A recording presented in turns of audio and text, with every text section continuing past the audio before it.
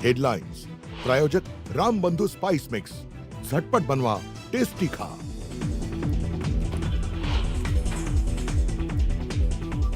राहुल गांधींनी पळपुटेपणा सोडून संसदेत चर्चा करावी, तर ठाकरे सरकारच्या काळातच टीईटी घोटाळा, मुख्यमंत्री फडणवीसांची घणाघाती टीका।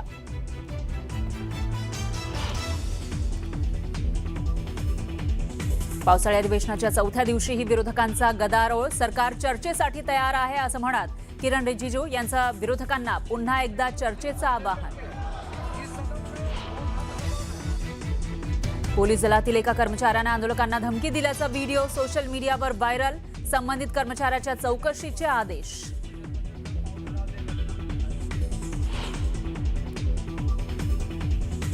पोलिसांकडे तर पावडर पण मिळायला लागली। पोलीस एजंट आहेत का पावडरवाले? हा पोलीस कोण ड्रग सप्लायर आहे का? पोलिसांनी आंदोलकांना दिलेल्या धमकी प्रकरणी राज ठाकरेंची टीका।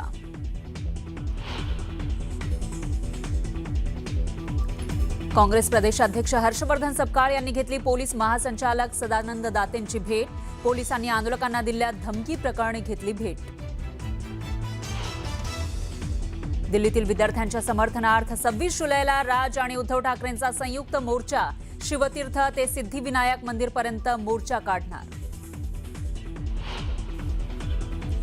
पेपरफुटी संदर्भात पंतप्रधान मोदींचं ट्विट, तरुणांच्या हिताला सर्वोच्च प्राधान्य, तर दोषींना शिक्षा करण्यास फास्ट ट्रॅक कोर्ट स्थापन करणार, पंतप्रधान मोदींची ट्विटरवरून माहिती।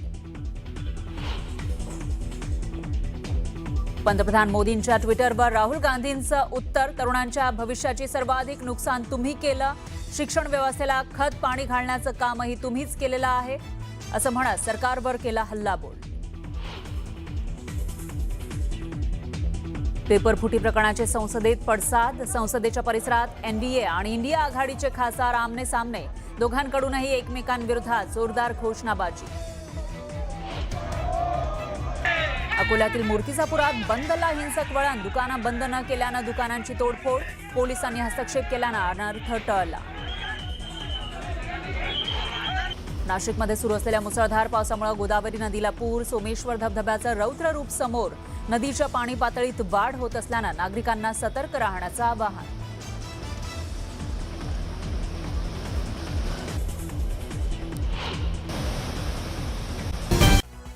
नमस्कार, मी फराह खान, तुम्ही बघताय महाराष्ट्राचा number 1 Marathi news channel news 18 Marathi, आवाज महाराष्ट्राचा। आणि बुलेटिनच्या सुरुवातीला एक ब्रेकिंग न्यूज आहे।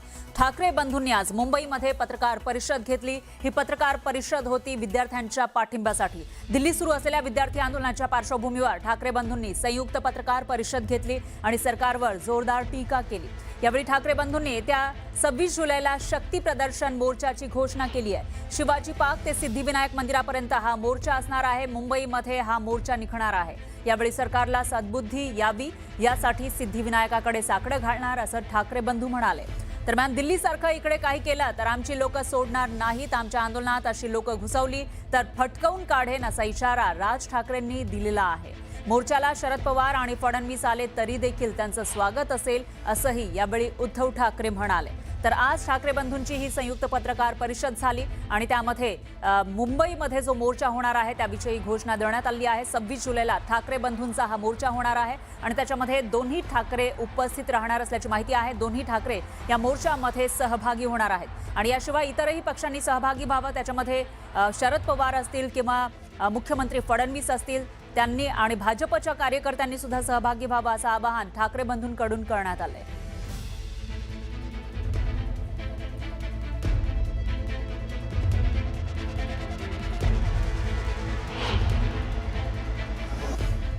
सव्वीस तारखेला आम्ही एक शक्ती प्रदर्शन मोर्चा म्हणा, शक्ती प्रदर्शन म्हणा किंवा काही म्हणा, ह्या मुलांना घेऊन करायचं आम्ही ठरवलेलं आहे की मुंबईसारख्या एका महत्त्वाच्या, सर्वात महत्त्वाच्या देशातल्या शहरामध्ये देखील ही सगळी मुलं आणि सगळेजण पालक हे एकत्र येत आहेत आणि आपला राग रोष व्यक्त करतायत हे आणि त्याच्यासाठी म्हणून आम्ही येत्या 26 तारखेला रविवारी येत्या 26 तारखेला आम्ही हा मोर्चा आम्ही काढत आहोत। हा मोर्चा निघेल शिवाजी पार्क, शिवतीर्थावरून हा निघेल आणि हा मोर्चा जाईल सिद्धिविनायकाच्या इकडे तिथे जाऊन आम्ही देवाला साकडं घालणार आहोत की या सरकारला सुबुद्धी देव आणि याच्यासाठी म्हणून तिकडे आम्ही त्याची सांगता करणार आहोत. लोकांनी आता 26 तारखेला मोर्चा काढायचं ठरवलंय. त्यामुळे बेगानी शादी में अब्दुल्ला दिवाना आहे यांचा या विषयाशी काही संबंध नाही आहे. परंतु त्यांना असं वाटतंय की डुबते को तिनके का सहारा. त्यामुळे कुठेतरी आपलं हरवलेलं जे जनमत आहे ते पुन्हा एकदा या लोकांच्या खांद्यावरती बसून आपल्याला मिळवता येईल का असं स्वप्न त्या लोकांना पडतंय. आणि त्यामुळे अशा प्रकारच्या देशविरोधी देशविघातक तुकडे तुकडे गँग राहुल गांधी, काँग्रेस पार्टी, राज ठाकरे, उद्धव ठाकरे, अखिलेश यादव, ममता बॅनर्जी या सर्वांचा आम्ही तीव्र निषेध करतो. सगळ्या परीक्षा झाल्या पाहिजे या दृष्टीनं ही चर्चा अत्यंत आवश्यक आहे. खरं म्हणजे आपल्याला कल्पना आहे UPAच्या सरकारच्या काळामध्ये 8,000 कोटी रुपयाचं केवळ देशाचं बजेट होतं. ते आता 1,39,000 कोटीचं मोदीजींनी केलं आहे. IIT असेल, एम्स असेल, सगळ्या आयकॉनिक संस्थांची संख्या वाढवली, सीट्सची संख्या वाढवली, मेडिकल एज्युकेशन, MBA, इंजिनिअरिंग या सगळ्या क्षेत्रांमध्ये नवीन संधी या विद्यार्थ्यांना मोदीजींनी उपलब्ध करून दिल्या आहेत. पण विरोधी पक्षाची चर्चा करण्याची हिंमत नाही, कारण त्यांना याचं उत्तर द्यावं लागेल. कशा पद्धतीनं कर्नाटकमध्ये पेपर लीक झाला त्यांना उत्तर द्यावं लागेल. कशा पद्धतीनं तेलंगणामध्ये पेपर लीक झाले आप पार्टीला उत्तर द्यावं लागेल. पंजाबमध्ये कशा प्रकारे लीक झाले काँग्रेसला उत्तर द्यावं लागेल. राजस्थानमध्ये त्यांची सरकार असताना 8 वेळा पेपर लीक झाले. त्यांच्या प्रत्येक सरकारमध्ये झालेला घोटाळा बाहेर येईल. आणि म्हणून त्यांना या ठिकाणी चर्चा करायची नाही आहे. अराजकता हीच केवळ मानसिकता आहे.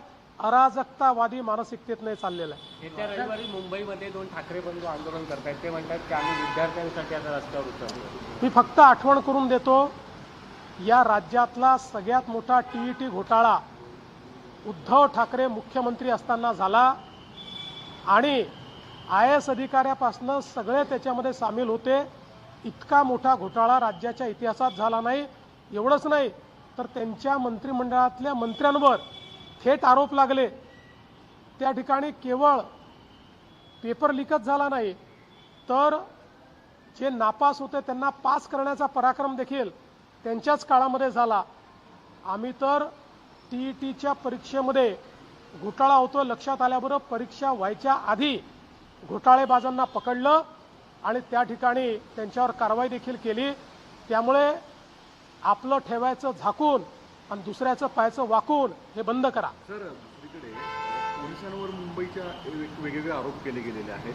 काँग्रेस असेल, ठाकरे असतील यांचं असं म्हणणं आहे की पोलीस ड्रग्सच्या धमक्या देत आहेत, पोरांना मारहाण करतायत. तुम्ही याची चौकशी केली आहे? काय आहे असा एक व्हिडिओ समोर आलेला आहे, त्याची चौकशी चालली आहे. पण चौकशी सुरू असताना त्या पोलिसावर कारवाई करण्यात आलेली आहे आणि त्याला त्या ठिकाणी पोलीस स्टेशनमधून काढण्यात आलेलं आहे आणि चौकशी चाललेली आहे. अनेक ठिकाणी पोलिसांवर सुद्धा मोठ्या प्रमाणामध्ये मारहाणीचे व्हिडिओ समोर येत आहेत. याच्यामध्ये राज्यात सुद्धा अशा दुर्दैवाने काही लोक या आंदोलनामध्ये ज्या प्रकारे दगडफेक करत होते, पोलिसांवर हल्ला करत होते, मला असं वाटतं की ते कुठल्याही पद्धतीनं विद्यार्थ्यांच्या मागणीकरता आलेले नव्हते. तर या आंदोलनाचा फायदा घेऊन आपल्याला अराजकता कशी तयार करता येईल या मानसिकतेचे लोक तिथे होते. अशा पद्धतीची काही मंडळी त्या ठिकाणी वागत होती. मला असं वाटतं की जे आंदोलन करतायत त्यांनीही अशा प्रवृत्तीकडे लक्ष दिलं पाहिजे. सर, ठाकरे ब्रदर्स छात्रों के पीछे खड़े हो कह रहे हैं कि इस आंदोलन को हम बड़ी ताकत से आगे बढ़ाएंगे. देखिए, वो केवल अपनी पार्टी का अस्तित्व ढूंढ रहे हैं. उनकी पार्टी की जमीन छूट गई है. उनको लगता है इस आंदोलन के माध्यम से उस जमीन को वो वापस तलाशेंगे. मैं याद दिलाना चाहता हूँ, महाराष्ट्र का सबसे बड़ा TET का घोटाला उद्धव ठाकरे जी जब मुख्यमंत्री थे तब हुआ. उसमें कई लोग लिप्त पाए गए, उनके मंत्री भी लिप्त पाए गए. इतना ही नहीं तो उनके काल में हमने ये भी देखा कि पीछे से रिजल्ट में मार्क्स बढ़ाकर रिजल्ट चेंज करके और लोगों को पास किया गया. अब किस मुंह से वे यहाँ पर इस बात के लिए बात कर रहे हैं, ये केवल राजनीतिक जुमला है। मुंबई की बात करें तो कुछ वीडियो मुंबई पुलिस के वायरल किए जा रहे हैं और ये कहा जा रहा है कि पुलिस दूसरे मामलों में विद्यार्थियों के फंसाने की बात कर रही ताकि वो प्रोटेस्ट करने सड़कों पे न उतरें। एक वीडियो सामने आया है जो बिल्कुल गलत है, हम उसकी निंदा करते हैं। तुरंत उसके ऊपर कार्रवाई की गई है और पूरे मामले की सत्यता की जांच चल रही है। राजनेताओं के बाद अब कुछ सेलिब्रिटी सड़कों पे उतर रहे हैं छात्रों के कंधे पर पैर रखकर, जिससे हंगामा और बढ़ रहा है। देखिए, मैं इतना ही कहना चाहता हूं, हो सकता है कि कुछ सेलिब्रिटीज बहुत अच्छे मन से उतर रहे हो, पर कई सेलिब्रिटीज ऐसा भी ध्यान में आ रहा है कि रील बनाने के लिए या फिर एक प्रकार से ये आंदोलन चल रहा है तो इसके कंधे पर चलकर हम कैसी पॉपुलैरिटी ले पाए, इसका भी प्रयास करें। सब प्रकार की प्रवृत्ति होती है, कोई खराब होता है, कोई ठीक होता है। मोदी आणि पवारांच्या भेटीला राज ठाकरे जंतर मंतर म्हणतात, काय करायचं? जेव्हापासनं राज ठाकरे आणि पवार साहेबांमध्ये अंतर वाढलं तेव्हापासनं त्यांना सगळं जंतर मंतर दिसतं।